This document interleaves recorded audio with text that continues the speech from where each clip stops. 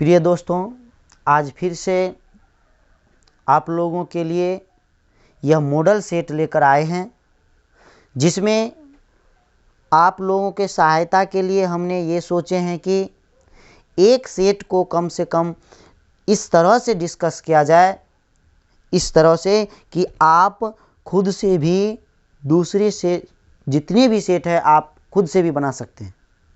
यानी कि एक क्वेश्चन को, एक प्रॉब्लम को इस ढंग से सॉल्व किया जाएगा कि उससे संबंधित जो भी सवाल आएगा आपको वह सभी सॉल्व हो जाए।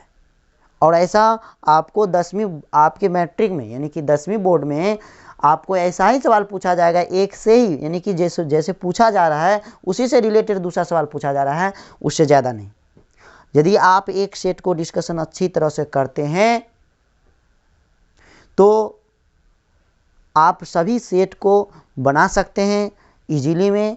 और ये हमारे कहने से नहीं, आप यदि इस सेट को कर लेते हैं तो दूसरा सेट आप बनाएंगे, तब आप कहिएगा जो सवाल बन रहा है पूरे या नहीं बन रहा है।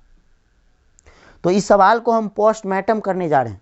पोस्टमार्टम का मतलब हुआ क्या, एक एक प्रॉब्लम पर इस तरीक़ा से बताया जाए, एक एक बात को बताया जाए कि पूरे कॉन्सेप्ट फिर से आप जितना मैथ पढ़े हुए हैं वो पूरा रिविजन हो जाएगा।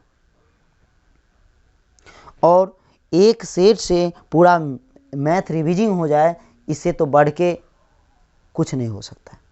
तो चलिए हम लोग चलते हैं पहला नंबर सवाल पर चलते हैं। तो ये है क्या, यदि ये कह रहा है कि 92 कह रहा है 92 और 115 यानी कि 115 को सरलतम रूप में कह रहा लिखने के लिए। और सरलतम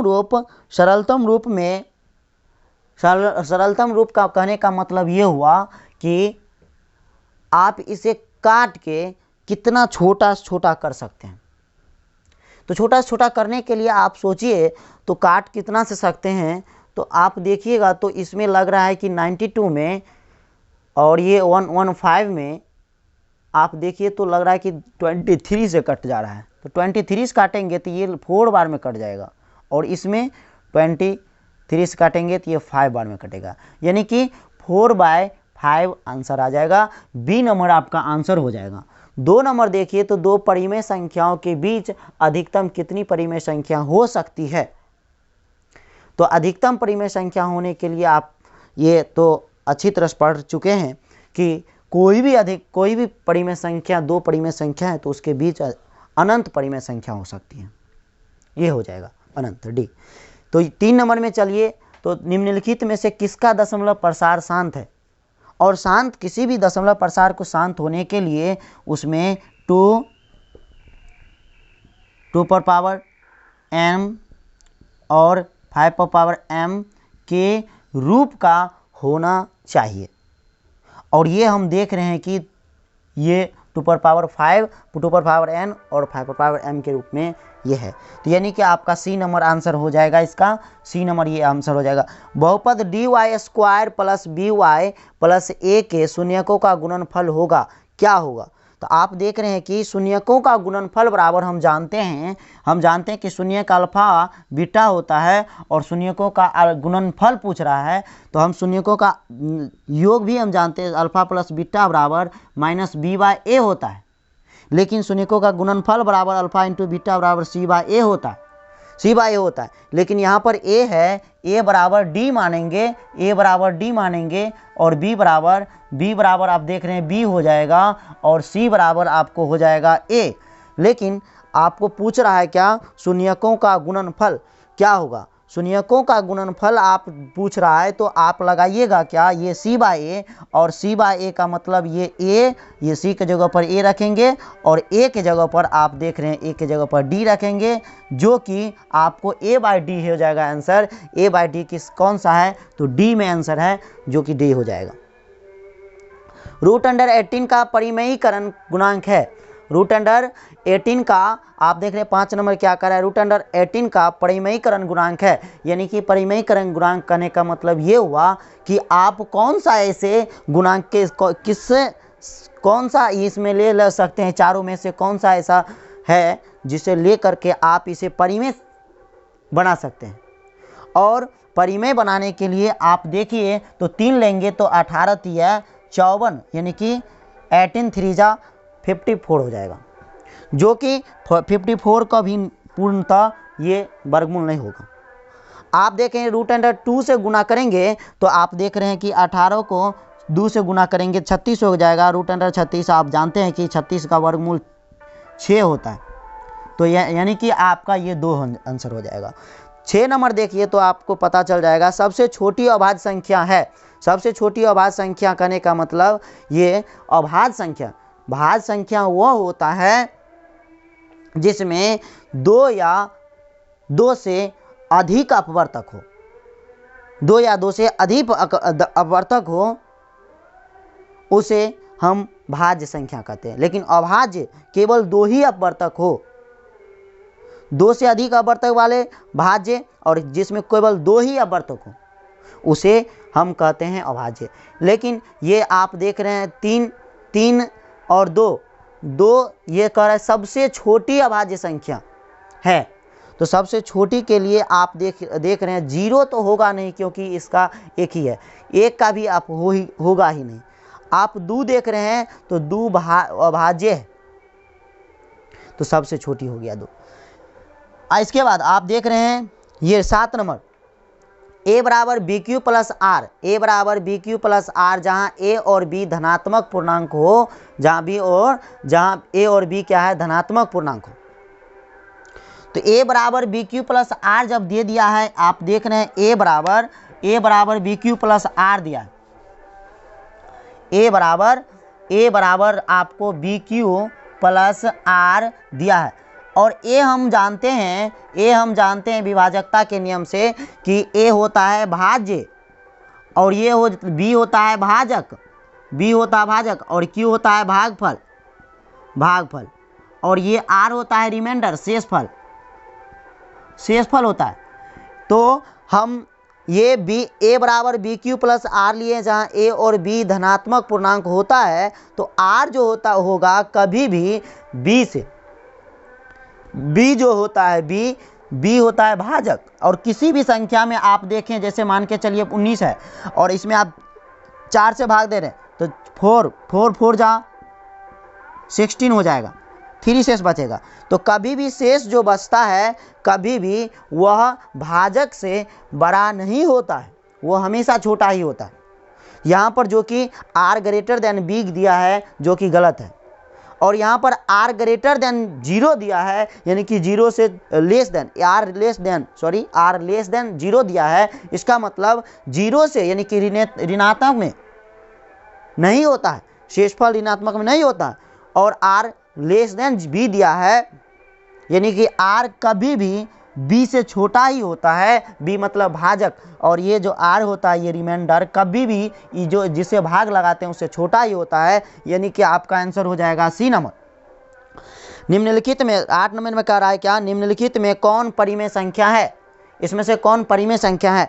आप देख रहे हैं कि 4 प्लस √3 और √3 हमको पता है कि अपरिमेय संख्या है, और अपरिमेय संख्या में कोई सी भी संख्या को जोड़ेंगे तो वह क्या हो जाएगा, आपको अपरिमेय ही होगा। लेकिन परिमेय पूछ रहा है, लेकिन √7 हम जानते हैं कि अपरिमेय संख्या है, और √8 भी अपरिमेय ही है क्योंकि 2 निकालेंगे 2 बच जाएगा और √2 बच जाएगा, और √2 हम जानते हैं कि अपरिमेय है, और अपरिमेय को ये परिमेय से गुना किए तो अपरिमेय ही होगा। और ये है क्या √6, ये 6√5 और ये बाय √5 जो कि √5 ये हर परमेयकरण करेंगे, इसे हर परमेयकरण करेंगे। ये है क्या 6√5 बाय √5 और इसे हर परमेयकरण करेंगे तो इसको √5 से ऊपर में भी और √5 से नीचा में भी गुना करेंगे और ये हो जाएगा 6, ये आपको 6 और ये दोनों 5 हो जाएगा 5 और ये भी हो जाएगा 5 कैंसिल, यानी कि 6 बचा जो कि परिमेय संख्या है, यानी कि आपका डी आंसर हो जाएगा।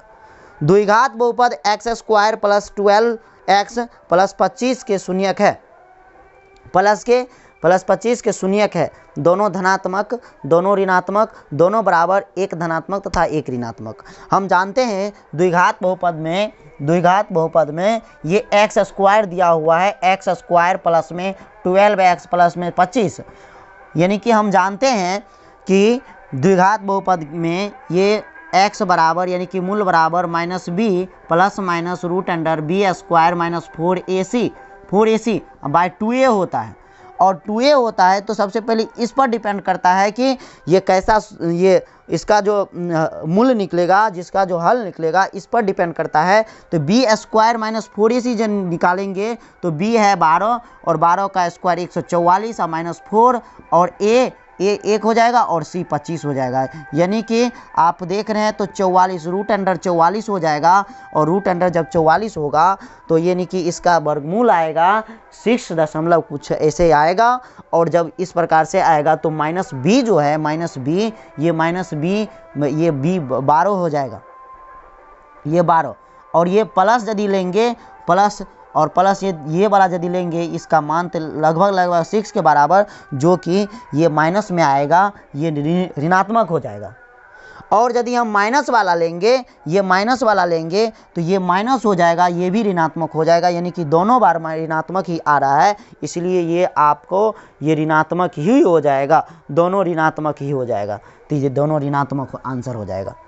अब 10 नंबर देखते हैं तो कह रहा है क्या, निम्नलिखित में कौन अपरिमेय संख्या है। और अपरिमेय संख्या हम देखेंगे तो ये 121 है, जो कि 11 का वर्गमूल, इसका वर्गमूल 11 होता है। और ये 16, इसका वर्गमूल 16 होता है, यानी कि ये भी परिमेय हो जाएगा। और ये 27 है, ये 27, जो कि हम जानते हैं 27 को यदि हम कोटेंगे 3 से लगाएंगे, 3 तिया 9, 3 तिया 9, यानी कि 3 तो निकलेगा, लेकिन ये 3 नहीं निकलेगा, आंसर आपको ये सी हो जाएगा।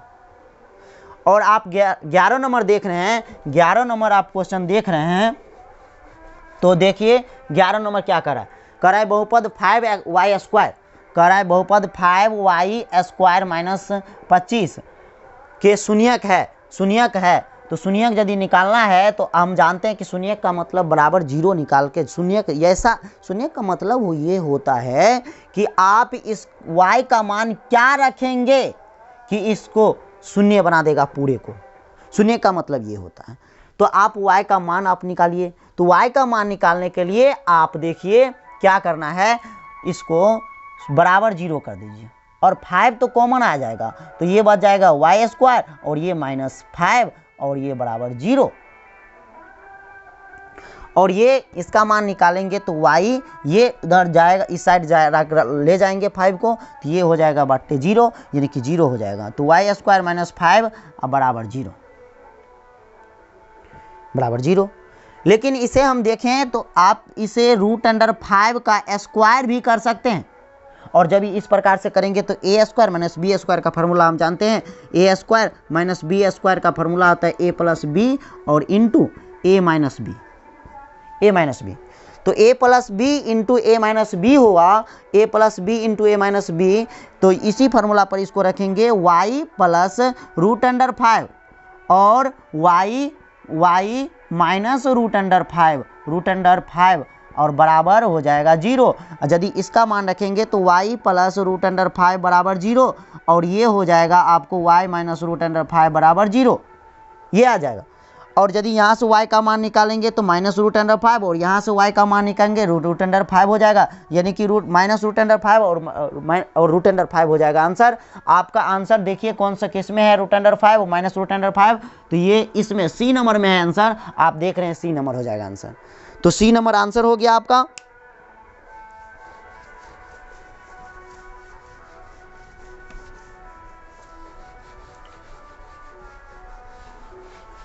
चलिए अब हम लोग चलते हैं 12 नंबर प्रॉब्लम पे। कह रहा है कि एक द्विघात बहुपद के शून्यकों का योग तथा गुणनफल क्रमशः दिया हुआ है 3 और -40, तो द्विघात बहुपद होगा, यानी कि ये शून्यकों का योग, यानी कि अल्फा प्लस बीटा का मान दिया है 3, ये 12 नंबर सवाल, अल्फा प्लस बीटा का मान दिया है 3 और अल्फा इंटू बीटा का मान दिया है, अल्फा इंटू बीटा का मान आपको दिया है -40। और हम जानते हैं द्विघात बहुपद का फॉर्मूला होता है, द्विघात बहुपद का फॉर्मूला होता है x square minus alpha plus beta into x plus alpha into beta, ये होता है। और यहाँ से हम मान रखेंगे तो एक्स स्क्वायर के तो एक्स स्क्वायर ही होगा और अल्फा प्लस बीटा का मान 3 हो जाएगा और ये इंटू एक्स लगा हुआ एक्स लग जाएगा प्लस में, और ये -40 लगा हुआ है तो -40 हो जाएगा। तो ये हो जाएगा एक्स स्क्वायर माइनस 3x और माइनस प्लस माइनस हो जाएगा और -40 हो जाएगा। आप देखिए आंसर इसमें क्या हो जाएगा, x square minus 3x minus 40 x square, देखिए इसमें x square minus 3x minus 40 यानी कि ए नंबर आप देख रहे हैं आंसर हो जाएगा आपका ए नंबर आंसर। चलिए अब हम चलते हैं 30 नंबर। 30 नंबर का क्या करा है, 30 नंबर आप देखें तो 30 नंबर देखें तो आप तो 30 नंबर क्या कह रहा है, कह रहा है कि x प्लस 2y बराबर 4 होता है, 4 है और 2x प्लस 4y बराबर 8 है। तो कह रहा है कि ये हल 1 होगा, 2 हल होगा, कोई हल नहीं या अनगिनत हल। और आप यदि सोचें यदि विचारें तो आप देखें तो पता चल जाएगा, एक कॉन्सेप्ट है कि यहाँ पर ये a1 बराबर हो जाएगा 1, आप देख रहे हैं अलग अलग लिखे तो a1 बराबर हो जाएगा 1 और b1 बराबर आपको हो जाएगा 2 और c1 बराबर हो जाएगा 4। और यहाँ से देखें ये दूसरा समीकरण में है 2x plus 4y is equal to 8 और यहाँ से हो जाएगा a1 बराबर हो जाएगा 2 और b1 बराबर हो जाएगा 4 और c1 बराबर ये 2 हो जाएगा 2 तो a2 बराबर 2, b2 बराबर 4 और c2 बराबर 8। और इस प्रकार से आप यदि देखें तो हम जानते हैं कि a1 बट्टा a2 बराबर नहीं हो b1 बट्टा b2, ये कॉन्सेप्ट पढ़े हैं। इस प्रकार का यदि होता है तो यहाँ पर एक ही हल होता है, अद्वितीय हल होता है और वह रेखा एक दूसरे को प्रतिच्छेद एक बिंदु पर करती है। तो ये इसका हो जाएगा अद्वितीय हल, यानी कि एक हल हो जाएगा, एक हल होगा। इस प्रकार के कंडीशन को जो फॉलो करेगा, कॉन्सेप्ट बता रहे हैं समझिएगा। और यदि ये a1 बट्टा a2 बराबर b1 बट्टा b2 बराबर c1 बट्टा c2 इस प्रकार से दर्शाता है तो ये इसका हल हो जाता है अनेक हल, यानी कि ये एक दूसरे को, ये रेखा एक दूसरे ग्राफ पर खींचेंगे तो इस प्रकार से ये आरे खींचेंगे तो एक दूसरे को ओवरलैप करता है, एक दूसरे के ऊपर यानी कि ओवरलैप करता है, इसको संरेखी भी बोला जाता है।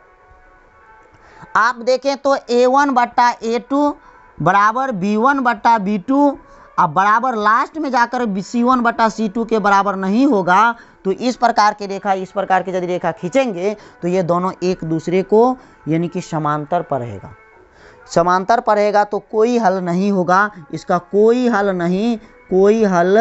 नहीं होगा।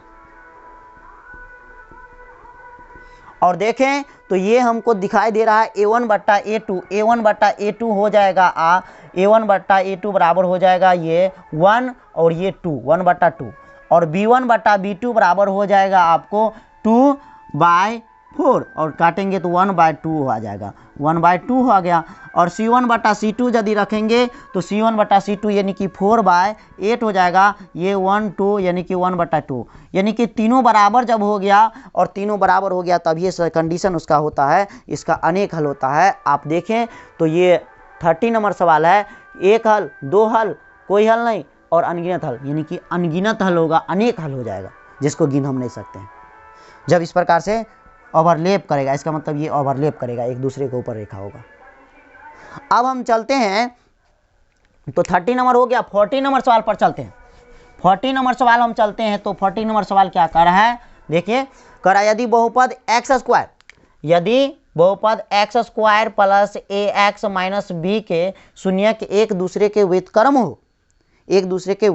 हो, यानी कि आप देख रहे हैं यदि ये माइनस b के शून्यक कह रहा है, यानी कि शून्यक मतलब आप ये अल्फा और बीटा मान लीजिए और ये अल्फा बीटा हो गया तो एक दूसरे के कह रहा है यदि ये बहुपद इतना के शून्यक एक दूसरे के व्युत्क्रम हो तो तो बी का मान ज्ञात करने के लिए कर रहा है, यानी कि एक दूसरे के व्यक्त, एगो अल्फा तो एगो है 1/अल्फा, एक मान अल्फा तो एक मान 1/अल्फा। और हम जानते हैं कि अल्फा प्लस यहाँ से ए का मान निकालेंगे तो 1, बी का मान निकालेंगे तो ये ए, और सी का मान निकालेंगे तो -b हो जाएगा। हम जानते हैं कि अल्फा प्लस बीटा बराबर होता है अल्फा प्लस बीटा, यानी कि अल्फा प्लस 1/अल्फा बराबर होता है, आप देखें तो ये -b/a, और -b/a यदि लिखेंगे तो -b क्या है, -b, तो -b आपको हो जाएगा -b, तो ये a हो जाएगा -a, और ये a तो 1, तो -a हो जाएगा। अल्फा प्लस बीटा का मान, अल्फा प्लस बीटा ये 1/b हो जाएगा -a। आप देख रहे हैं -a जब आ गया, ये 14 नंबर है, तो -1 a का मान, यदि इसका मान रखेंगे तो अल्फा प्लस बीटा है, यहाँ देख रहे हैं अल्फा प्लस बीटा है, तो ये अल्फा प्लस बीटा है, तो अल्फा का मान दिया है क्या,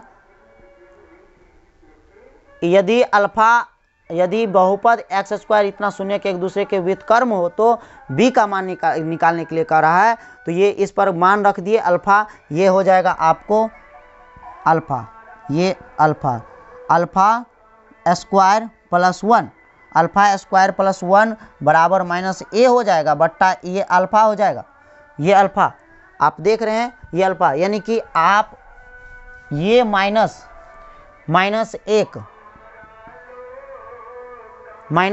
आंसर हो जाएगा इसका।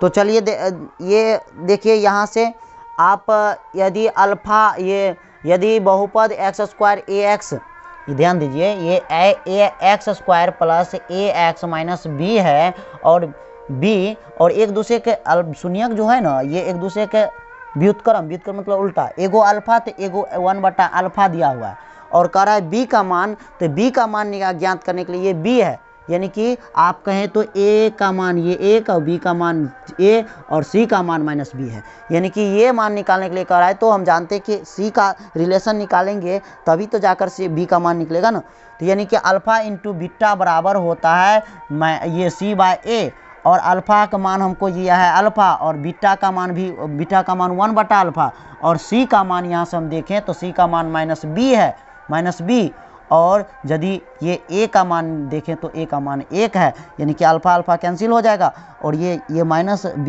ये माइनस इधर आएगा, तो यानी कि b बराबर -1 हो जाएगा, b बराबर आपका 1 हो जाएगा आंसर।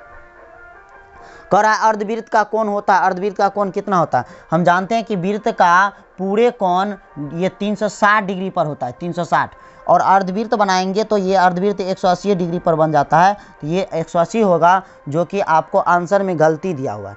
अर्धवृत्त का कोण होता है यानी कि 180 होगा, ये गलती दिया हुआ है। आप देख लें 16 द्विघात समीकरण ax², आप द्विघात समीकरण 16 का कह रहा है कि ax² plus bx plus c बराबर 0 है, यदि a does not equal to 0 के वास्तविक मूल नहीं है, a कह रहा है कि ये बराबर 0 है, जबकि a does not equal to 0, एक यदि 0 हो जाएगा तब तो ये द्विघात समीकरण होगा ही नहीं, इसलिए a जो देता है a does not equal to 0, यदि a को 0 के बराबर कर देंगे तो ये इसको 0 बना देगा, जो कि द्विघात समीकरण नहीं होगा। आगे कह रहा है कि वास्तविक मूल नहीं है यदि b² minus 4ac greater than 0 होगा, यदि ग्रेटर देन 0 होगा। हाँ, और दूसरा ऑप्शन दिया है b² बराबर 4ac, और c बराबर आपको b² माइनस 4ac दिया है, जो कि बराबर 0 के बराबर है, और डी नंबर दिया है b² minus 4ac less than 0।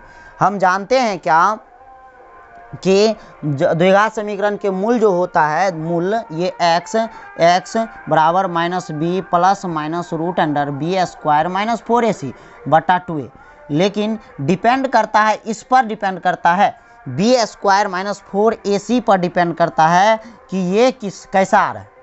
यदि आप इस समीकरण में देखें, इस समीकरण में तो वास्तविक मूल नहीं है, वास्तविक मूल नहीं है, मतलब क्या होगा, अवास्तविक होगा।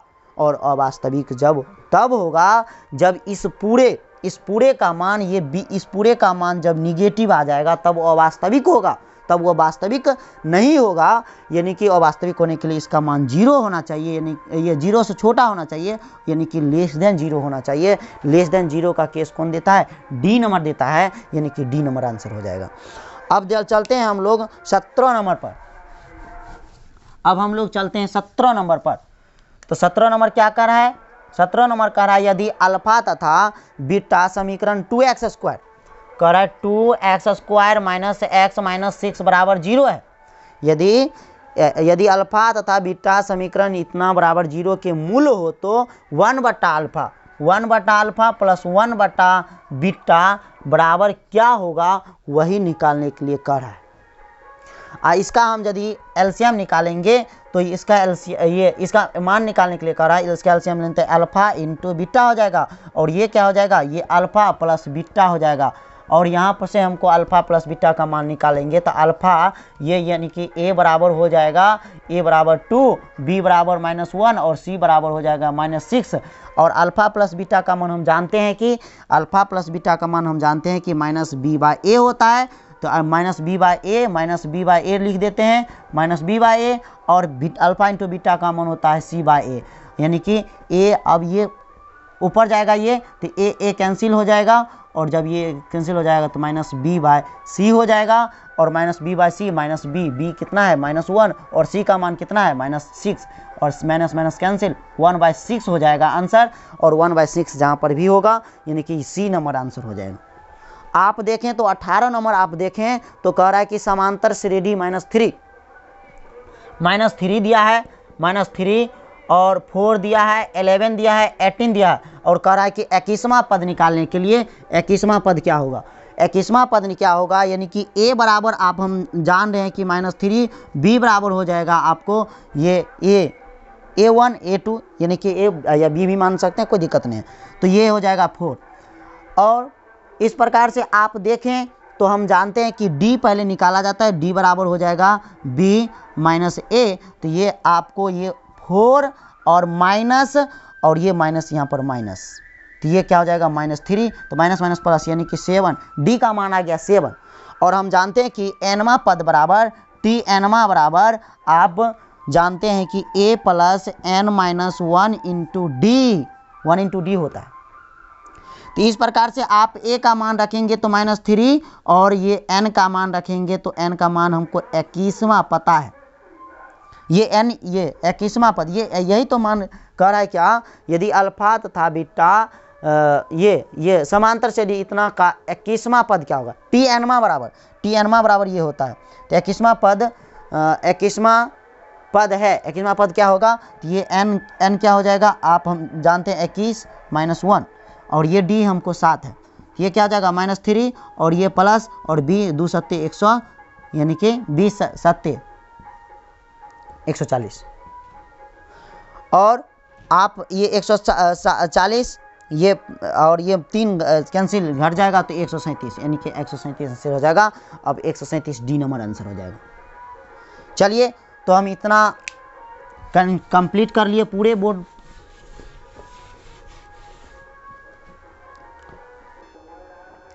तो हम लोग अब 18 क्वेश्चन तक हम कंप्लीट कर लिए।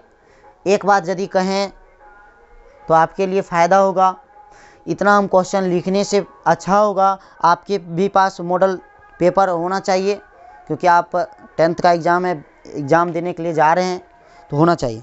तो मॉडल पेपर आप ले लीजिए, और मॉडल पेपर का आप क्वेश्चन आगे रखिए, हम क्वेश्चन इसमें देखते हैं और आपका सॉल्व करते हैं। आप भी अपना जो है आगे रख के आप देखते रहिए। तो चलिए हम अब चलते हैं 19 नंबर को प्रॉब्लम पे। तो 19 नंबर प्रॉब्लम कह रहा है क्या कि निम्नलिखित में से कौन सा द्विघात समीकरण है। तो द्विघात समीकरण होने के लिए यानी कि आप ये ऑप्शन दिया हुआ है ए नंबर x³ माइनस x² और ये x माइनस 1 का होल क्यूब। तो इसको देखें तो ये क्या है, ये एक्स क्यू और ये माइनस एक्स स्क्वायर, तो ये x Q minus x square solve करेंगे इसको, तो ये क्या हो जाएगा ए क्यू माइनस बी क्यू, तो ये 1। और हम जानते हैं कि प्लस 3a स्क्वायर, ये 3a स्क्वायर मतलब एक्स स्क्वायर, और ये 1 माइनस 1, तो माइनस ये 1 करेंगे तो ये 1 हो जाएगा, ये माइनस लग जाएगा माइनस में। अब ये देखें, अब देखें तो प्लस यहाँ से, और ये 3a स्क्वायर मतलब ये 1 का स्क्वायर माइनस 1 का स्क्वायर तो 1 ही होगा, और ये x ये हो जाएगा। अब हम देखें तो ये एक्स क्यू कैंसिल हो जाएगा, तो ये क्या बचेगा माइनस एक्स स्क्वायर, और यहाँ से क्या बचेगा तो ये माइनस 3x स्क्वायर, और ये माइनस ये प्लस 3x और ये माइनस 1, और सभी को एक साइड करें तो ये प्लस में आ जाएगा, तो इधर आ जाएगा प्लस में, तो ये प्लस में हो जाएगा, तो इसमें से एक एक्स स्क्वायर घट जाएगा तो 2x स्क्वायर, और ये आ जाएगा माइनस 3x, और ये इधर आ जाएगा तो प्लस 1, यानी कि यही आपका द्विघात समीकरण है, यानी कि 19 नंबर यह निकल गया। बाकी बात नहीं होगा, क्योंकि आप देख रहे हैं कि बी नंबर में रूट अंडर एक्स लगा है, वो होगा नहीं, और ये आप देख रहे हैं सी नंबर में यदि एक्स करेंगे तो एक्स स्क्वायर प्लस 1 बट्टा एक्स, और ये इधर जाएगा, यानी कि सी नंबर आप देखें, ध्यान दें, यदि आप सी नंबर देखें तो सी नंबर में एक्स प्लस 1 बट्टा एक्स बराबर एक्स स्क्वायर दिया है, और इसे यदि वर्गमूल करेंगे तो ये भिन्न के जोड़ करेंगे तो ये हो जाएगा एक्स स्क्वायर प्लस 1 बराबर एक्स स्क्वायर, और ये इधर जाएगा तो ये गुना हो जाएगा, यानी कि एक्स स्क्वायर प्लस 1 बराबर एक्स क्यू, यानी कि जब ये पावर 3 आ गया तो त्रिघात हो गया, द्विघात नहीं रहा। तो अब हम चलते हैं,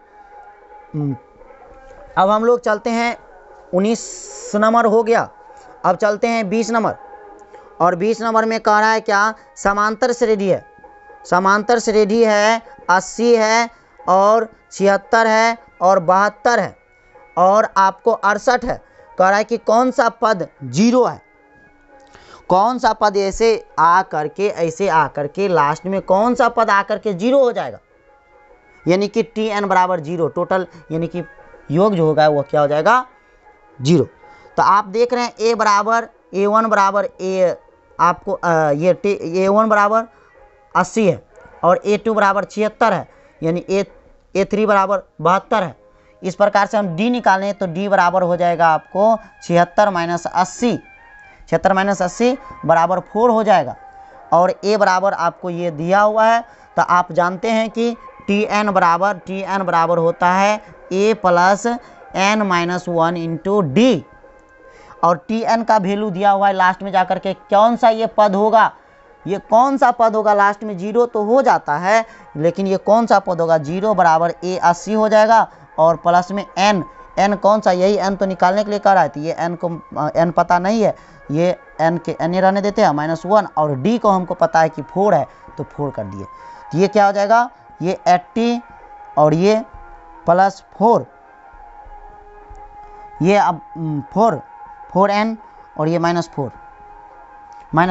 और 4 कैंसिल, ये 4 घटे, ये 4 इधर आएगा 76 हो जाएगा 76, और 4 से लगा ये 76 प्लस 4n, n को इधर ले जाएं तो 4n बराबर माइनस 76, और n का मान हो जाएगा 76 बट्टा 4, 76 बटा 4 करेंगे तो यानी कि 4 एकम 4, 4 नंबर 36, यानी कि 19th।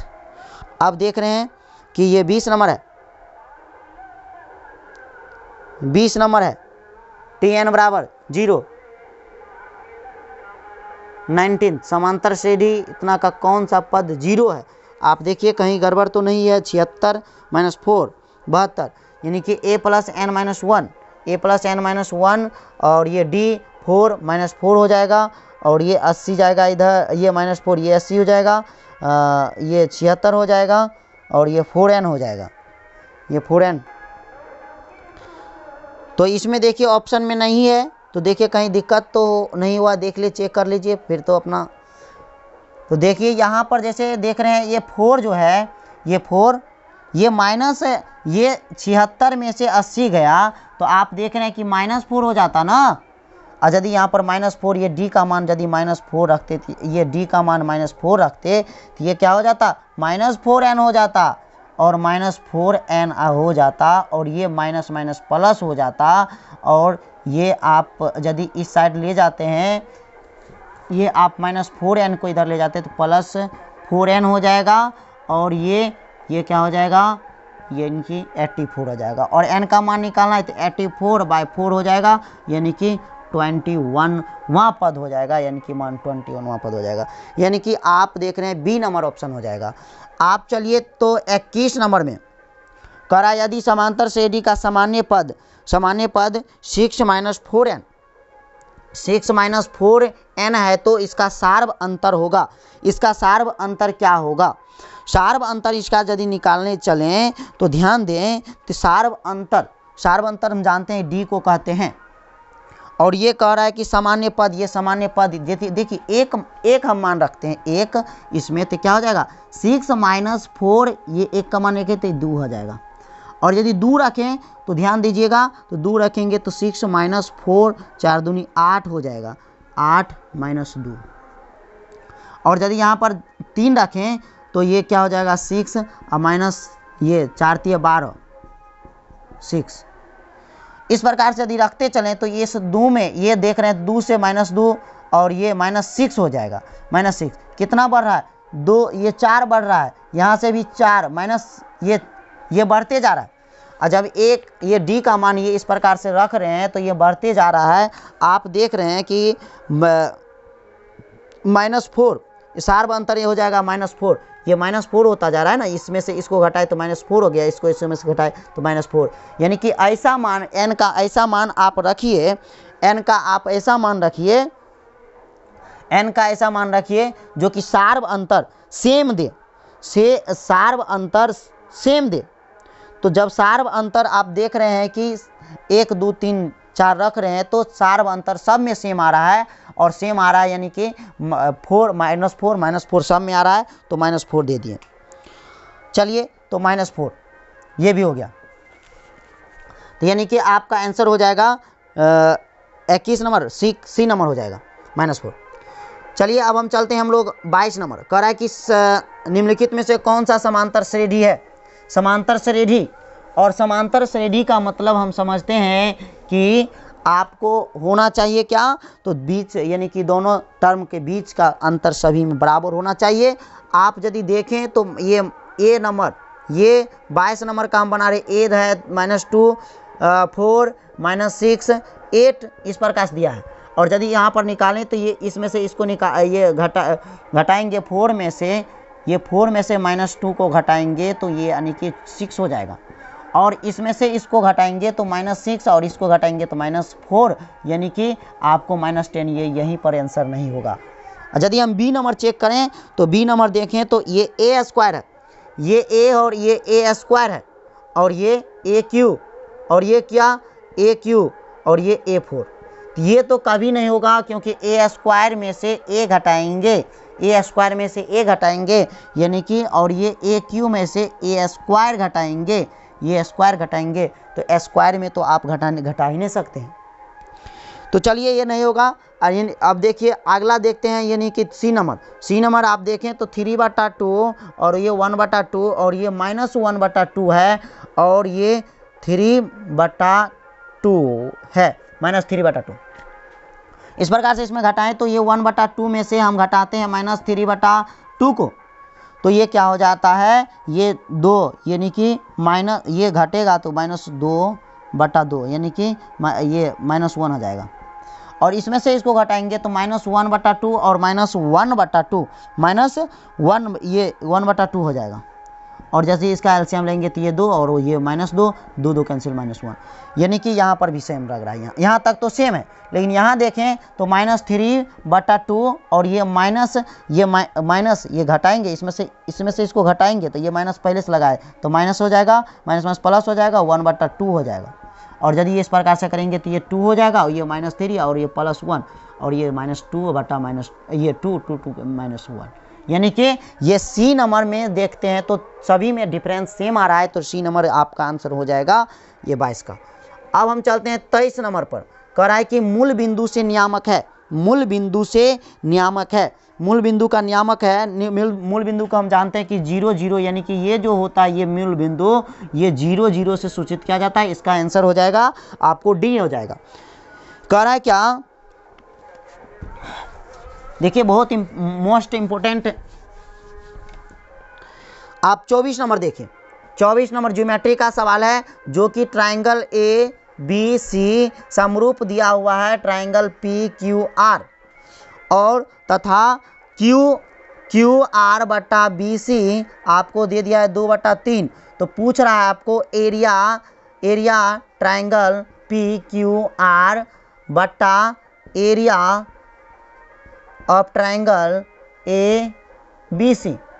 यदि आप पढ़े हैं, यदि ज्योमेट्री आप पढ़े हैं, ये त्रिभुज का सवाल है और त्रिभुज में आप पढ़े होंगे कि यदि कोई दो त्रिभुज समरूप है तो उसका संगत भुजाएं बराबर हो, ये समान अनुपात में होता है, समान अनुपात में होता है और उसका संगत यानी कि कम, ये तुलना करें उसके एरिया को तो उसके भुजा के स्क्वायर के बराबर होता है। तो यानी कि ये उसके एरिया क्षेत्रफल जो होता है, क्षेत्रफल का अनुपात ये भुजा के स्क्वायर के बराबर अनुपात के बराबर होता है। तो 2 दूनी 4 हो जाएगा और 3 तिया 9 हो जाएगा, ये 3 तिया 9 हो जाएगा। तो आपका आंसर हो जाएगा 4/9, यानी कि ए नंबर आपका आंसर हो जाएगा। आप 25 नंबर देखें तो 25 नंबर क्वेश्चन आप देखें तो कह रहा है क्या, दी गई आकृति में x का मान निकालने के लिए कह रहा है।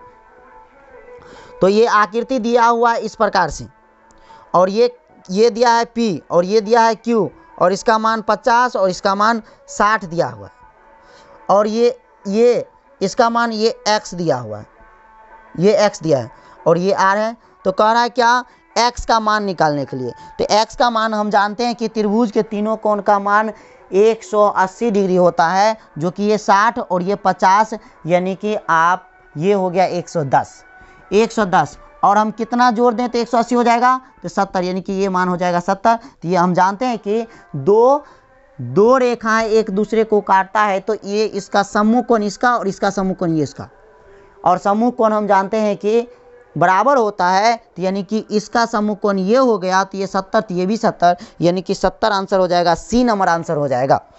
अब चलिए हम लोग चलते हैं 26 नंबर प्रॉब्लम पे। तो 26 नंबर प्रॉब्लम हम चलते हैं। तो 26 नंबर क्या कर रहा है देखिए। तो 26 नंबर कर रहा है r बराबर दिया है 0.6 और s बराबर दिया है 8.0 को मिलाने वाले रेखाखंड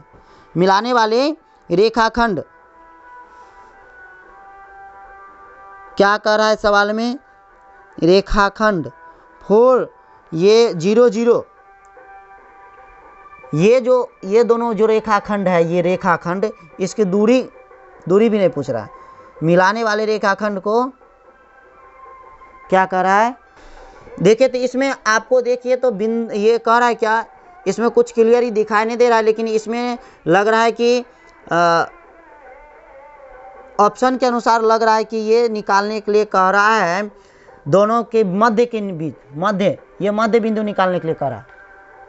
तो ये मध्य बिंदु निकालेंगे तो हम जानते हैं कि मध्य बिंदु का फॉर्मूला होता है, ये यदि ये x1 और ये x2 हो जाएगा तो x1 x2 बटा 2 होता है और y1 प्लस y2 बटा में 2 हो जाता है। यानी कि x1 कितना हो जाएगा 0 और x2 कितना हो जाएगा 8 बटा 2 और ये y1 कितना हो जाएगा 6 और y2 हो जाएगा 0 बटा 2, ये हो जाएगा 4 और ये 3, यानी कि मध्य बिंदु ये 4 3 आंसर हो जाएगा 4 3।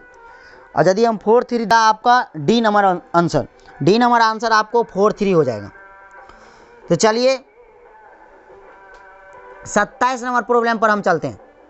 तो 27 नंबर प्रॉब्लम पर चलते हैं। तो कह रहा है कि आप 4 3 बिंदुओं 4 3 और 8 2 के बीच की दूरी हो जाएगा, यानी कि बिंदु दे दिया है 4 6 और 8 2, ये फिर सेम 8 2 और इसके बीच की दूरी हो जाएगा, बीच की दूरी यदि निकालेंगे तो सेम नहीं है, ये दूरी निकालने के लिए करा उसमें, लेकिन निर्देशांक मध्य बिंदु का निर्देशांक ज्ञात करने के लिए करा। तो बीच का दूरी हम जानते हैं कि √x। तो हम लोग जानते हैं क्या, बीच की दूरी का फॉर्मूला होता है ये x1 माइनस x2 का होल स्क्वायर, या x2 को इधर ला सकते हैं, कोई दिक्कत नहीं, प्लस यहाँ पर x1 पहले लिए तो x1 y1 को भी ले, कन्फ्यूज नहीं होना है। यहाँ पर यदि x1 लिए तो यहाँ पर भी आप yn लीजिए, कोई दिक्कत नहीं है। यदि यहाँ पर x2 पहले लेते तो यहाँ पर भी y2 पहले लेते, कोई दिक्कत नहीं होगा। और स्क्वायर कर दिए रूट अंडर, और ये 4 हो जाएगा, 4 में से 6 गया तो ये -2 हो जाएगा, और -2 का स्क्वायर, और ये हो जाएगा y, ये नहीं सॉरी, ये 4 और ये -8 का स्क्वायर, प्लस में y1 है 6 और y2 -2 का होल स्क्वायर।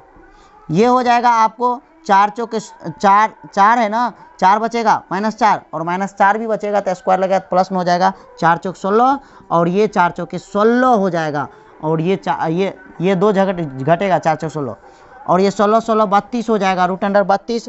आप देख रहे हैं कौन सा सवाल, आप देख रहे हैं 27 नंबर सवाल। और 27 नंबर देखेंगे तो ये 4 इधर आ जाएगा, 4 16 निकल जाएगा ना, तो 16 दूना 32, 16 दूना 32, तो 16 ये 16 निकल जाएगा तो 4 रूट अंडर 2 हो जाएगा आंसर। आंसर ये हो जाएगा आपको ए नंबर आंसर हो जाएगा। आप देखें तो 28 नंबर सवाल देखें तो 28 नंबर का रहा है साइन 60 डिग्री प्लस में cos square 60 degree, sine square 60 degree और कॉस स्क्वायर 60 डिग्री बराबर क्या होगा। यानी कि हम जानते हैं कि sine square theta plus cos square theta बराबर 1 होता है, और थीटा कुछ भी हो सकता है। यदि यहाँ पर 45 रहेगा तो यहाँ पर भी 45 होना चाहिए, ध्यान दीजिएगा, यहाँ पर रटने की जरूरत नहीं है। यहाँ पर थीटा की जगह पर कुछ भी हो सकता है, यहाँ पर 45, यहाँ पर यदि 90 होता तो 90 यहाँ पर भी होना चाहिए, तब जाकर के 1 हो जाता है। तो यानी कि आंसर हो जाएगा 1, आपका 28 नंबर का 1 हो जाएगा आंसर। 29 नंबर क्या कह रहा है देखिए, इसे पहले बताए थे, यदि रैखिक समीकरण युग्म संगत हो तो रेखाएं होगी। संगत यदि होगा, अभी हम पहले ही बताए थे कि यदि 2 रैखिक समीकरणों के युग्म दिया हुआ है तो उस प्रकार से हम अभी बताए a1 बट्टा a2 बराबर b1 बट्टा b2 नहीं हो तो एक हल होगा, एक अद्वितीय हल होगा जो कि एक बिंदु पर प्रतिच्छेद करेगा। लेकिन अब ये बताए हैं a1 बट्टा a2 बराबर b1 बट्टा b2 बराबर c1 बट्टा c2 हो तो ये संपाती होता है, यानी कि ये एक दूसरे को ओवरलैप करता है, एक दूसरे पर होता है। और यदि संगत कर रहा है तो इसी को यदि इस दोनों रेखा को संगत बोला जाता है, इस दोनों को संगत। और यदि a1 बट्टा a2 बराबर b1 बट्टा b2 बराबर c1 बट्टा c2 नहीं, लास्ट में बराबर नहीं हो तो इसको कहते हैं ये इसका कोई हल नहीं होगा। और जब कोई हल नहीं होगा तो इसका असंगत कहते हैं, असंगत। इस और ये दोनों को कहते हैं संगत, ये दोनों को संगत कहते हैं। यानी कि ये या तो प्रतिच्छेद, ये रेखा प्रतिच्छेद करता है और ये संपाती होता है। तो यानी कि आंसर आप देखें तो आंसर के अनुसार आप देखें तो ये समान हमेशा संपाती होता है, नहीं, संपाती हमेशा नहीं होता है। ये इसके बाद दूसरा नंबर ऑप्शन दिया हुआ है समांतर होता है, नहीं, ये समांतर हो जाएगा तब तो असंगत हो जाएगा, नहीं होगा। यदि इसका हमेशा प्रतिच्छेदी होगा, प्रतिच्छेदी नहीं होगा हमेशा, ये प्रतिच्छेदी होने का ये है, लेकिन ये भी दोनों मिलाकर के संगत है, ये दोनों कंडीशन संगत ही है, तो ये नहीं, दोनों आंसर हो जाएगा। यानी कि प्रतिच्छेदी और संपाती दोनों हो जाएगा आंसर, यानी कि डी नंबर ऑप्शन इसका हो जाएगा आंसर। आप यदि देखें तो 30 नंबर सवाल क्या कर रहा है, 30 नंबर आप देखें तो 30 नंबर कह रहा है कि बिंदु -6, बिंदु दिया है -6 -5/2 किस पाद में स्थित है, किस पाद में स्थित है। हम जानते हैं कि पाद ये 4 गो पाद होता है, ये आप देखें तो 4 पाद होता है, निर्देशांक ज्यामिति आप पढ़ते हैं तो इसमें 4 पाद होता है। तो आप ये प्रथम पाद इसको कहा जाता है, और ये द्वितीय पाद हुआ, और ये तृतीय पाद हुआ, और ये चतुर्थ पाद हुआ, चतुर्थ पाद। यानी कि चतुर्पाद, ये एक्स और ये एक्स डैश होता है जो कि इधर माइनस होता है, और ये इधर प्लस, ये एक्स इधर, ये 0 0 होता है, 0 0 से इस साइड जाएंगे तो एक्स प्लस हो जाएगा, लेकिन इधर आएंगे तो माइनस आ जाएगा। और ये इस पाद में ये प्लस होता है और दोनों प्लस, एक्स भी प्लस और वाई भी ऊपर जा रहा है प्लस, और इस पाद में होता है वाई तो प्लस होता है, ये ऊपर जा रहा है वाई प्लस हो जाता है, लेकिन एक्स माइनस होता है, माइनस प्लस हो जाता है, और लेकिन इस पाद में माइनस माइनस हो जाता है, और इस पाद में ये माइनस तो होगा ही, ये एक्स वाला प्लस हो जाएगा, लेकिन ये वाई वाला माइनस हो जाएगा, यानी कि प्लस माइनस हो जाता है। तो यहाँ पर जो दिया हुआ है एक माइनस में ये भी, और कितना नंबर सवाल, तो आप देख रहे हैं 30 नंबर, तो ये भी माइनस और ये भी माइनस, दोनों माइनस में है, तो ये तृतीय पाद हो जाएगा। आंसर आपका हो जाएगा सी नंबर। आप 31 नंबर सवाल देखिए क्या करें। 31 नंबर प्रॉब्लम कह रहा है कि P Q are, triangle P Q are में ये ट्राइंगल मान के चलिए पी क्यू, बड़ा सा ले लेते हैं, पी क्यू आर, और पी क्यू आर में कह रहा है क्या, क्यू आर को बिंदु एस तक, क्यू आर को बिंदु एस तक इस प्रकार बढ़ाया जाता है कि एक्स को इस प्रकार बढ़ाया जाता है कि पी आर एस, ये जो दिया हुआ है ये 120 दिया हुआ है, और क्यू पी आर ये आपको दिया हुआ है 63 दिया हुआ है। तो ज्ञात करने के लिए कह रहा है क्या आपको, पी क्यू आर यानी कि पी क्यू आर यानी कि इस त्रिभुज को, इस एंगल को ज्ञात करने के लिए कह रहा है। लेकिन हम जानते हैं क्या, ध्यान दीजिएगा कि ये एक रेखा है, और एक रेखा पर 180 डिग्री का कोण बनता है, 180 यानी कि 180 डिग्री बनता है, तो ये तो 120 बन गया इधर, तो ये इतना, ये दोनों मिला करके 180 होना चाहिए, तो ये 120 दिया हुआ है, तो ये कितना मिला देंगे 180 हो जाएगा, तो 60। और हम जानते हैं कि तीनों त्रिभुज के तीनों कोण का मान 180 डिग्री होता है, और 180 डिग्री होता है, तो ये 60 और ये 63 हो जाएगा, और 60 और 63 आपको 123 हो गया, और 123 और ये 80 चाहिए हमको पुराना, 180 पुराना है और 123 हो गया, और यदि 123 हो गया तो 180 में से आप 123 घटा दीजिए, तो ये 7 हो जाएगा, और ये 7 में से 2 गया तो 5, यानी कि क्या बच जाएगा 57 हो जाएगा, और ये 57 डिग्री हो जाएगा आंसर आपका। 31 का बी नंबर आंसर हो जाएगा। आप देखिए 32 का, 32 में कह रहा है यदि किसी त्रिभुज के कोण का समद्विभाजक विपरीत भुजा को समद्विभाजित करता है, कह रहा है कि यदि किसी त्रिभुज के कोण का समद्विभाजक, ये कोण है और कोण का समद्विभाजक करते हैं, समद्विभाजक विपरीत भुजा को समद्विभाजित करता है, ये मान के चलिए विपरीत भुजा है, और विपरीत भुजा को समद्विभाजित करे तो त्रिभुज होगा, कैसा होगा, समद्विबाहु होगा, समबाहु होगा, विषम बाहु होगा, या समकोण होगा। यदि इस कोण को समद्विभाजित करेंगे तो ये तो हम जानते हैं, इतना तो हम परफेक्ट ये जान चुके हैं कि ये जब दोनों बराबर, ये दोनों बराबर होगा, ये समद्विबाहु त्रिभुज होगा, और समद्विबाहु त्रिभुज में ही ये यदि बराबर करेंगे, ये कोण काटेंगे तो ये दोनों को बराबर काटेगा, यानी कि आपका समद्विबाहु त्रिभुज हो जाएगा आंसर, समद्विबाहु त्रिभुज यानी कि ए नंबर आंसर हो जाएगा। और 33 नंबर आप देख रहे हैं, 33 नंबर ट्राइंगल एबीसी में चलिए अब 33 नंबर देखते हैं हम लोग। तो 33 नंबर में क्या कर रहा है, 33 नंबर में ट्राइंगल एबीसी दिया है,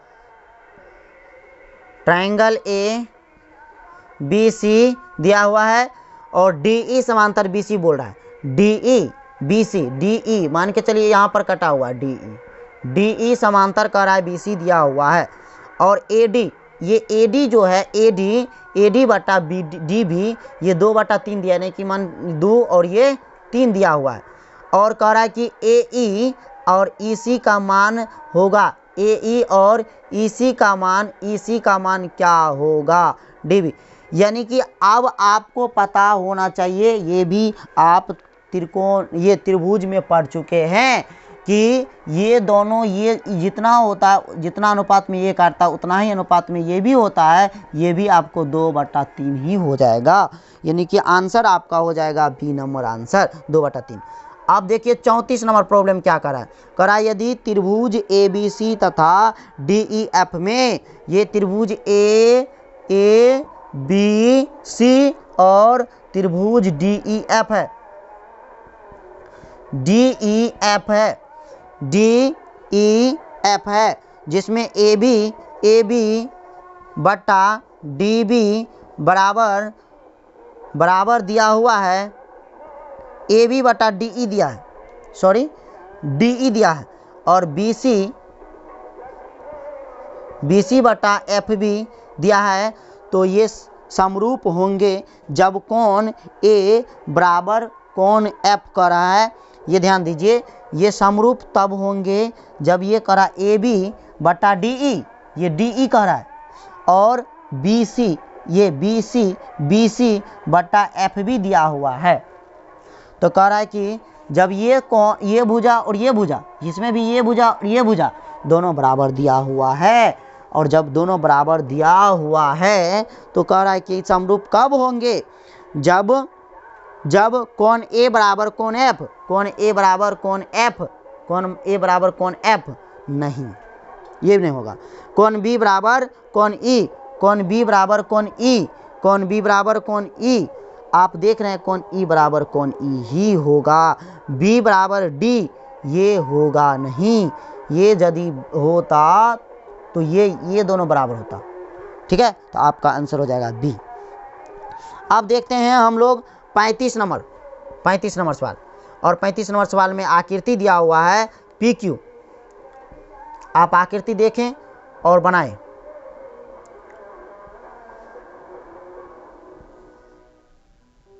इस प्रकार से दिया हुआ है पी क्यू और ये 0, और इस प्रकार से यदि दी गई पी क्यू 0 केंद्र वाले वृत्त की स्पर्श रेखा है, यदि ओ क्यू बराबर 3 सेंटीमीटर, पी क्यू बराबर 4 सेंटीमीटर, तो ओ पी ज्ञात करने के लिए कह रहा है। ओ क्यू दिया है 3, पी क्यू दिया है 4, तो ओ पी ज्ञात करने के लिए कह रहा है। तो चलिए पी क्यू दिया है 4, ये दिया है 4, तो कह रहा है ओ पी ज्ञात करने के लिए।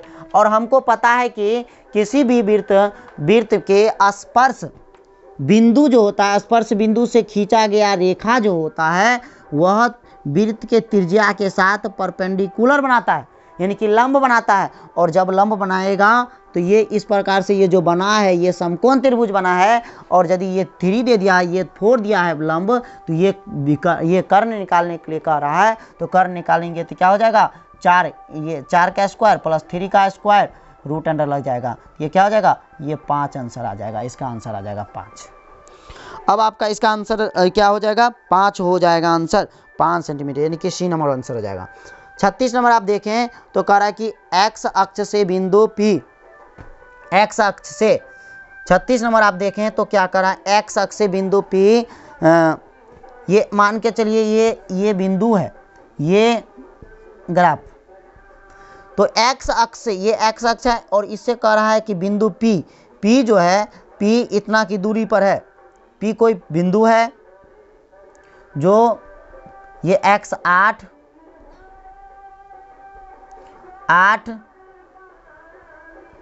12 पर है, तो दूरी कह रहा है कितना हो जाएगा, एक्स अक्ष से दूरी कितना हो जाएगा, तो एक्स अक्ष से ये यहाँ से आप देख रहे हैं एक्स अक्ष से बिंदु इतना की दूरी है, क्या हो जाएगा एक्स अक्ष से। तो एक्स अक्ष से यदि दूरी देखा जाए इस बिंदु को एक्स अक्ष से, तो ये y, ये ऊपर y होता है, यानी कि 12 सेंटीमीटर हो जाएगा एक्स अक्ष से देखा जाए तो। और यदि y अक्ष से देखा जाता तो ये 8 हो जाता, ये हो जाता 8, तो ये एक्स अक्ष से कह रहा है तो ये 12 सेंटीमीटर हो जाएगा, बी नंबर आंसर हो जाएगा। और ये ध्यान दीजिएगा, ये यदि ये यहाँ पर उल्टा पूछ देता ये y अक्ष से कितना होता, तो ये y अक्ष से दूरी कितना, ये y अक्ष है और ये जानते हैं कि यहाँ पर 8 यहाँ पर गए हैं, ये x पर यहाँ 8 गए हैं, तो ये जहाँ भी जाएंगे तो ये 8 ही होगा, ये 8 ही होगा। और y अक्ष, ये x, ये वाई अक्ष से पूछता तब, ये एक्स अक्ष से पूछ रहा था। ये हम जानते हैं कि जितना दूरी ये होगा, ये जितना दूरी हम वाई 12 ये लिए हैं, वाई का मान ये 12, तो ये यहाँ से यहाँ तक 12 ही होगा, पूरे 12 ही होगा। इसलिए चलिए, तो ये आपका हो गया 36 नंबर हो गया। 37 नंबर चलते हैं हम लोग। कह रहा है कि वृत्त के किसी बिंदु पर, अब हम लोग चलते हैं 37 नंबर पर। क्या कह रहा है 37 नंबर में? कह रहा है कि वृत्त के किसी बिंदु पर खींची गई स्पर्श रेखा, वृत्त के किसी बिंदु पर खींची गई, मान के चलिए वृत्त ये है, और वृत्त के किसी बिंदु पर कोई भी बिंदु ले लीजिए और खींची गई स्पर्श रेखा उस बिंदु से जाने वाली त्रिज्या का बीच कोण बनाता है, और ये जो बनाता है त्रिज्या के साथ 90 डिग्री बनाता है, यानी कि सी नंबर आंसर हो जाएगा, 90 डिग्री बनाता है। और 38 नंबर हम लोग देखें तो कह रहा है क्या? दी गई आकृति में टीपी, आप देख रहे हैं दी गई आकृति जो दिया हुआ है, आकृति इस प्रकार से दिया हुआ है, और इस प्रकार से आपको ये दिया हुआ है,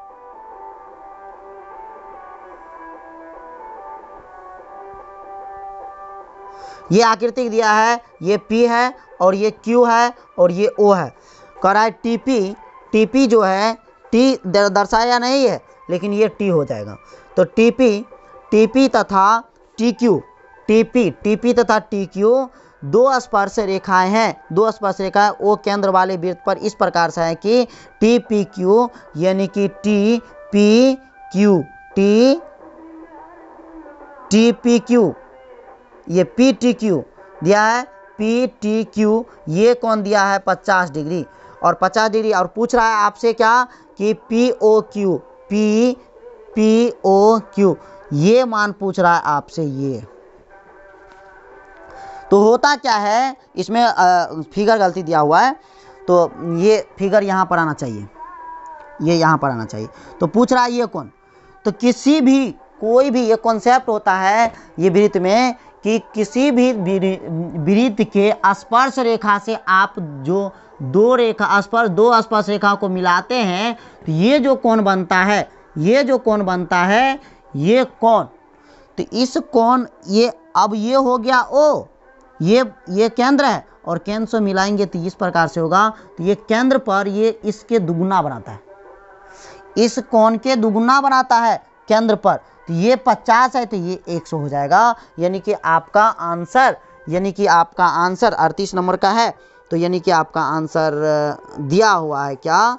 TPQ 100 तो दिया भी नहीं है इसमें, तो पूछ रहा है क्या 50, ये मान के चलिए 50 दिया हुआ है, तो ये 25 हो जाएगा, 25, और ये 50, ये 90 हो जाएगा, और 90 और 25, 90 और 25, ये 90 25, आप ये 5 और ये 111 और 11, और ये आपको पता है कि ये तीनों मिला करके ये 25 और ये 90 और ये मिला करके हमको 180 होना चाहिए, और ये 115 दिया हुआ, ये 115 दोनों मिलाकर हो गया, और जब ये 115 हो गया तो कितना मिलाएंगे तो 180 हो जाएगा। तो आप 65 मिलाएंगे, और 65 जब मिलाएंगे तो 65, ये 65 हो जाएगा आधा, और इधर आधा 65, तो 65 135 हो जाएगा आंसर, 130 हो जाएगा, 130, यानी कि आपका आंसर हो जाएगा A नंबर, आपका आंसर A नंबर हो जाएगा। आप देखें 39 नंबर देखें, 39 नंबर आप देखें,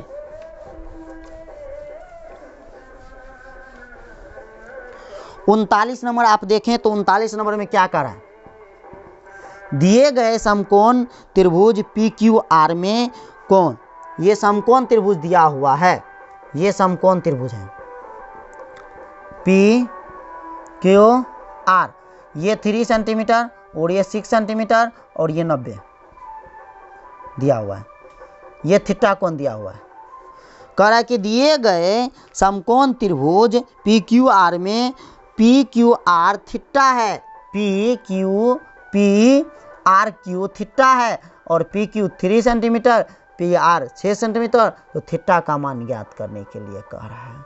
अब जब थीटा का मान ज्ञात करने के लिए कह रहा है तो हम जानते हैं कि ये 90 डिग्री जब हो गया, ये 6 सेंटीमीटर हो गया, तो हमें ये निकालना होगा क्या, इसमें तो पी आर बराबर 6 सेंटीमीटर, ये 6 सेंटीमीटर दिया है और इस प्रकार से इसका मान दोनों का मान दिया हुआ है। तो सबसे पहले तो इस मान को हम देखेंगे। तो इस मान को हम देखें तो इस मान को देखने के बाद हमको पता चलेगा कि ये 3 है, समकोण चतुर्भुज है, तो 3 का ये 36 हो जाएगा और 36 में से 3 तिया 9 घटाएंगे तो यानी कि आप 16 में से 9 गया तो 7, यानी कि 2 पर 7 27। सेम नहीं है, सेम यदि ये रहता, ये और ये सेम रहता तब तो कोई दिक्कत नहीं था, दोनों को सेम कर देते, लेकिन ये सेम है नहीं।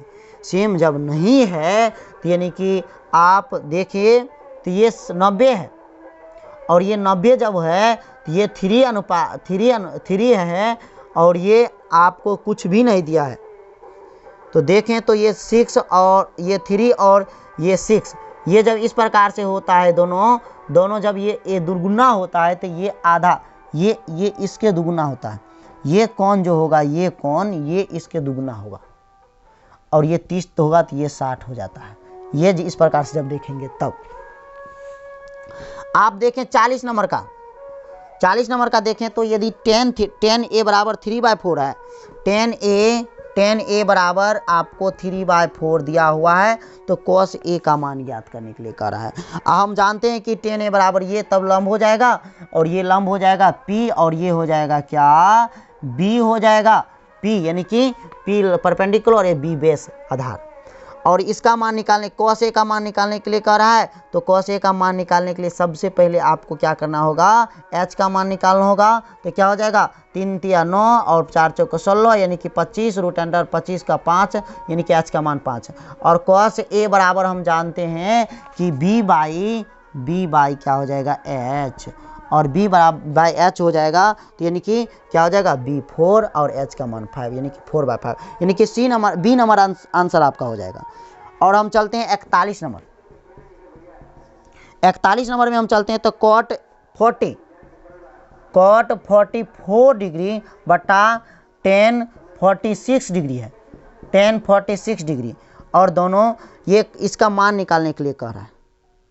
तो cot 44 डिग्री और cot ये tan 46 डिग्री है, तो किसी एक को आप किसी एक के पद में बदल लीजिए, या तो tan को cot में बदलिए, cot को tan में बदल दीजिए। तो हम जानते हैं कि tan, इसको tan में बदलेंगे तो tan 90 माइनस 44 डिग्री हो जाएगा और बटा tan 46 डिग्री हाई है पहले से, तो ये tan ये घटाएंगे तो 46 हो जाएगा और tan 46 ये पहले से है तो ये कैंसिल हो जाएगा, यानी कि एक आंसर हो जाएगा 41 का 1 नंबर आंसर हो जाएगा, डी नंबर आंसर हो जाएगा इसका।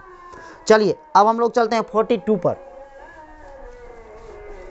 42 पर चलते हैं तो ये 42 है क्या, निम्नलिखित में से किसका मान सबसे अधिक कह रहा है, अधिक। तो हम सबसे अधिक कह रहा है कि tan 45 दिया हुआ है और sin 45 दिया हुआ है और सी नंबर में दिया है sin 30 डिग्री, और हम डी नंबर में देखें तो cos 90 डिग्री।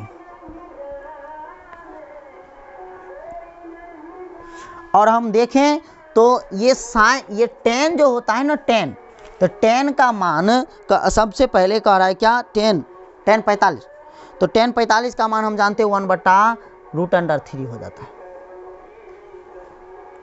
और 1/√3 tan 45 डिग्री मान 1 होता है, और ये sin 45 डिग्री मान 1/2 ये 1/√2 होता है, और sin 30 डिग्री का मान हम जानते हैं 1/2 होता है, और cos 90 डिग्री कह रहा है ना, तो cos 90 डिग्री का मान हम जानते हैं कि 0 होता है।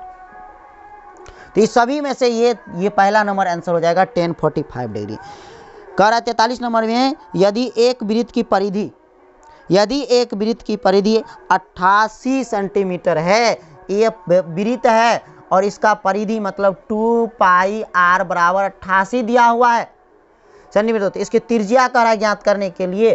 तो त्रिज्या ज्ञात करने के लिए तो बिल्कुल ही आसान है ना, तो ये क्या करेंगे, त्रिज्या ज्ञात करने के लिए तो r का एक साइड रखेंगे और बाकी बात को, ये 88 है तो 88 और बट्टा में ये 2 हो जाएगा और ये पाई हो जाएगा, तो कैंसिल हो जाएगा, ये 44 हो जाएगा। और जब इस प्रकार से हम देख करेंगे तो इसकी त्रिज्या ज्ञात करने के लिए करा वृत्त की त्रिज्या, तो ये आर ही निकालना है ना, तो ये क्या हो जाएगा 44 आई 22/7 होता है पाई का मान, तो 22 तो नीचे रह जाएगा लेकिन 7 ऊपर चला जाएगा, तो 22 दूनी यानी कि 7 दूनी 14 सेंटीमीटर त्रिज्या हो जाएगा, यानी कि 14 आंसर हो जाएगा। ये कितना नंबर, तो 14 सेंटीमीटर 43 नंबर था ये 43। और 44 हम देखें तो 44 क्या कर रहा है, देखिए कर रहा है यदि त्रिभुज पी क्यू आर आर पर समकोण है, ये पी ये त्रिभुज है, ये त्रिभुज है मान के चलिए, ये आर पर समकोण है, P Q R P Q are पर समकोण है, तो साइन पी प्लस क्यू का मान क्या होगा। हम जानते हैं जब ये एक समकोण हो गया तो ये दोनों मिलाकर भी 90 होगा, क्योंकि हम जानते हैं कि त्रिभुज के तीनों कोण के मान 180 डिग्री होता है, और जब एगो ये 90 डिग्री हो गया तो ये दोनों भी 90 मिलकर बनेगा, तभी तो जाकर के 180 होगा। और साइन कह रहा है क्या, साइन P प्लस Q का मान निकालने के लिए तो दोनों मिलाकर 90, तो साइन 90 का मान हम जानते हैं क्या होता है, 1 होता है, और ये इसका मान हो जाएगा 1, बी नंबर आंसर हो जाएगा आपको। इसके बाद आप देखिए 45 नंबर आप देखें तो ये अल्फा बटा 4 बराबर 15 दिया हुआ है, 15 डिग्री, तो कह रहा है 3√3 कोसेक अल्फा √3 कोसेक अल्फा का मान निकालने के लिए कह रहा है। तो यहाँ से हम अल्फा का मान निकालेंगे तो अल्फा बराबर हो जाएगा 4 उधर जाएगा तो ये 60 हो जाएगा, और 60 डिग्री अल्फा का मान 60 डिग्री, और हम जानते हैं कि 3 और कोसेक 60 डिग्री हो जाएगा, और हम जानते हैं कि कोसेक होता है साइन का उल्टा, और साइन का उल्टा साइन 60 डिग्री का मान हम जानते हैं √3/2 हो जाता है, √3/2 और ये √3/2 होगा, तो ये इसका मान निकालेंगे, ये तो इसको उल्टा हो जाएगा, तो ये क्या हो जाएगा 3 गुने 2 ऊपर और √3 नीचा, और √3 ये √3 लग जाएगा, और ये क्या हो जाएगा √, ये कैंसिल, ये गुना करेंगे तो √3 से, तो ये 3√, हो जाएगा, ये 3√, और ये क्या हो जाएगा आपको, ये आपका आंसर हो जाएगा क्या, तो 45 का है, तो 45 का आंसर आपको हो जाएगा। देखिए तो चलिए देखिए, तो ये देखिए, तो ये यहाँ पर ये पूरा नहीं लगा हुआ है, सवाल में लगाया हुआ लेकिन ये नहीं होगा, तब उसके अनुसार ऑप्शन नहीं है, तो ये यदि होगा तो ये √3 कैंसिल, तो 2 बचेगा, आपका आंसर हो जाएगा ये 2 नंबर, बी का 2 आंसर हो जाएगा।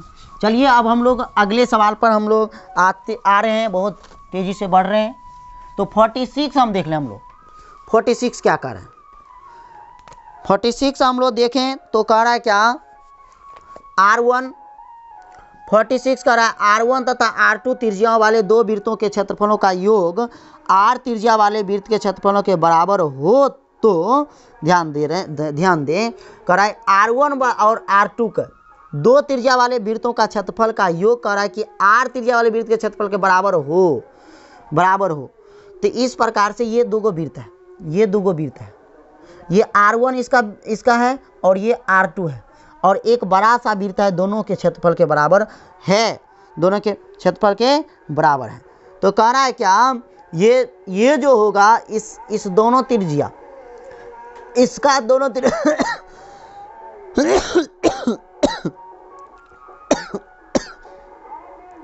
इसका त्रिज्या और ये दोनों त्रिज्या मिला करके इस प्रकार से जब जो होता है ना, जब इस प्रकार का कंडीशन होता है तो बड़ा वाले त्रिज्या का जो त्रिज्या होता है, बड़ा वाले वृत्त का, उसका त्रिज्या से छोटा ही होता है दोनों की त्रिज्या का योग। ठीक है, तो आपका आंसर हो जाएगा डी नंबर आपका आंसर हो जाएगा डी नंबर। तो चलिए ये R1, अब हम चलते हैं 47, कह रहा है साइन 90 डिग्री माइनस ए साइन 90 डिग्री माइनस ए बराबर क्या होगा। हम जानते हैं कि साइन 90 साइन 90 माइनस ए या थीटा कुछ भी हो तो ये कॉस थीटा होता है। तो उसी प्रकार से कॉस ए हो जाएगा, ए है तो यहाँ पर ए हो जाएगा, तो ये हो जाएगा cos A. Cos A answer हो जाएगा आपका टी। चलिए अब हम चलते हैं, क्या कह रहा है, क्या एक, अब हम लोग चलते हैं, कह रहा है एक 15 मीटर लंबी सीढ़ी, एक 15 मीटर लंबी सीढ़ी है ऊर्ध्वाधर दीवार के, एक ये दीवार है और यहाँ पर 15 मीटर लंबी सीढ़ी है। सीढ़ी ऊर्ध्वाधर दीवार के शीर्ष तक पहुँचती है। यदि सीढ़ी दीवार के साथ कह रहा सीढ़ी दीवार के साथ 60 डिग्री कोण बनाती है, यहाँ पर सीढ़ी है, इस दीवार के साथ 60 डिग्री कोण बनाती है, तो दीवार की ऊंचाई क्या होगा। और ये 15 दिया हुआ है, ये 15 दे दिया है और ये आपको 60 डिग्री दिया हुआ है। और हम जानते हैं जब ये 60 डिग्री होता है, ये हम जानते हैं कि 90 डिग्री हो जाएगा और ये 30 डिग्री हो जाएगा। तो कोण के अनुसार आप देख रहे हैं, तो ये कह रहा है क्या, इसका 60 डिग्री होता है तो दीवार की ऊंचाई ज्ञात करने के लिए आपको निकालना पड़ेगा। चलिए देखिए, तो ये 60 डिग्री दिया हुआ, तो ये 30 डिग्री हो जाएगा। तो हम जानते हैं कि ये थीटा के सामने वाला कोण थीटा के सामने वाला जो होता है वो लंब होता है। तो ये साइन थीटा हम लगाते हैं, साइन 30 डिग्री का मान, ये इसके सामने ये लंब हो जाएगा और इसी का मान निकालने के लिए कह रहा है।